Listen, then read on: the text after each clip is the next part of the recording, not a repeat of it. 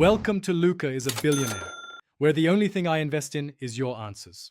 You begin the final confrontation with gear and positioning. Equip the Blade of Olympus if available, and max your attack/magic stats when possible. Move in immediately to bait a lightning arc, because aggressive positioning forces Zeus to reset moves. Use short, controlled combos to build magic and create openings. When you see the lightning wind up, dodge to the side and counterattack quickly. Once done, keep your distance to avoid follow-up grabs and maintain orb reserves for clutch heals. You now focus on pattern recognition and tool usage. Zeus cycles between ranged lightning and close-up slams, so time your dodge windows to gain invulnerability and then punish.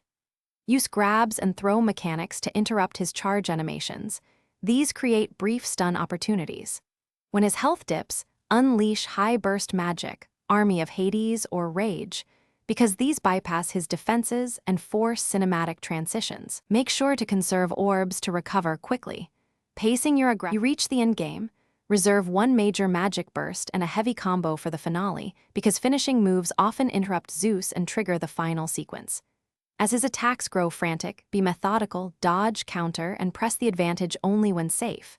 If your health gets critical, back off immediately, use stored health orbs, then re-engage from a safer angle. If you encounter repetitive deaths, change tactics.